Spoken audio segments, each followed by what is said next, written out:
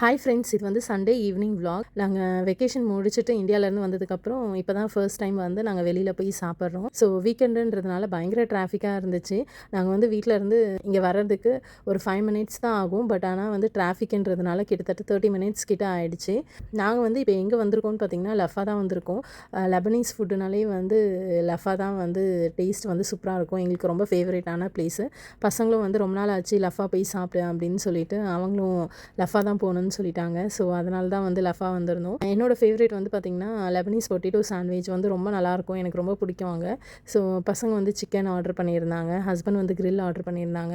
நாங்கள் வந்து நல்லா திருப்தியாக சாப்பிட்டு கிளம்பிட்டோம். ஹஸ்பண்ட் வந்து ஃபேண்டா வாங்கணும்னு சொல்லியிருந்தாங்க. நான் வந்து அல்லதியில் போய்ட்டு ஃபேண்டா வாங்கும்போது பாசுந்தி அவைலபிளாக இருந்துச்சு, என்னோடய ஃபேவரேட்டு.